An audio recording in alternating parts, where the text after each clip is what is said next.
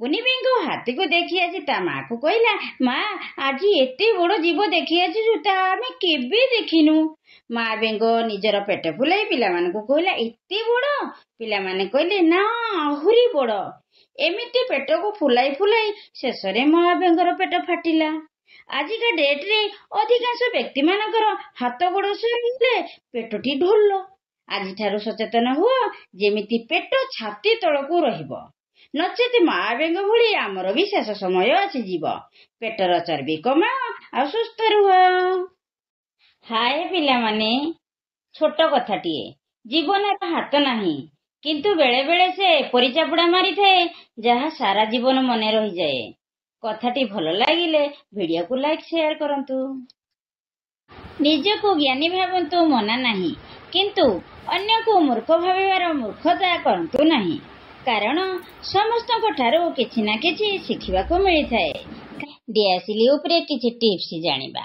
ମନେକର ଡିଆସିଲି କେଡ଼େ ଟିକିଟାଏ ହେଲେ ମଧ୍ୟ ଏଇ ଛୋଟ ବାରଦ, ଏଇ ଟିକିକ ବାରଦ ଥରେ ଜଳିଲେ ସବୁ କିଛି ପାଉଁଶ କରିଦେବ, ସବୁ କିଛି ଜାଳିଦେବ।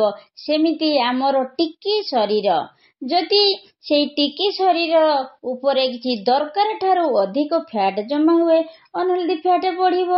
ବଢିଲେ କଣ ହବ ନା ଡିଆସିଲି କାଠି ଜଳିଲା ପରି ଆମ ଶରୀର ଅବସ୍ଥା ସେଇଆ ହେବ। ବର୍ଷାରେ ଭିଜି ଭିଜି ଛତୁ ଆମେ ତୋଳିବାରେ, ସବୁଠାରୁ ଟେଷ୍ଟି ଏଇ ବାଲି ଛତୁରେ। ତେଲ ଲଙ୍କା ସୋରିଷ ଦେଇ ଛତୁ ଆମେ ଦେବା ପକାଇ, ପଖାଳ ଭାତକୁ ଟେଷ୍ଟି ଛତୁ ଭଜା ଖାଇବା ଆମେ ମନ ଲଗାଇ। ଦୁନିଆରେ ସବୁଠାରୁ ସ୍ୱାଦିଷ୍ଟ ଛତୁ ବାଲି ଛତୁ। ଗଛରୁ ଫଳ ତୋଳି କେତେ ଘଣ୍ଟା ଭିତରେ ଖାଇବା ଦରକାର? ଦେଖନ୍ତୁ, ପିଜୁଳିକି ଘର ସେଉ କହିବାର କାରଣ କଣ? ସେଉ ଗୋଟେ ଦିନ ଗଛରୁ ତୋଳାଗଲା, ମହମ ଲଗାଇ କେମିକାଲ ସ୍ପ୍ରେ କରି ପ୍ୟାକିଂ କରାଗଲା। ମାର୍କେଟକୁ ଆସିଲା ବେଳକୁ ଲାଗିଯିବ 6 ଦିନ। ଏମିତିରେ କୁହାଯାଏ ଗଛରୁ ତୋଳି 6 ଘଣ୍ଟା ଭିତରେ ଖାଇବା ଦରକାର, ନଚେତ ବଡିକୁ ନ୍ୟୁଟ୍ରିସନ ଯିବନି।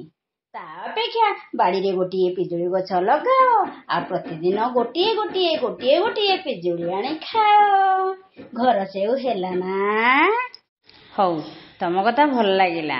ମୁଁ ଆଜିଠୁ ବାଡି ପିଜୁଳି ଖାଇବି, ବଜାରରେ ଜିନିଷକୁ ମୁଁ ଆଉ ଖାଇବିନି। ହେଲା ତ?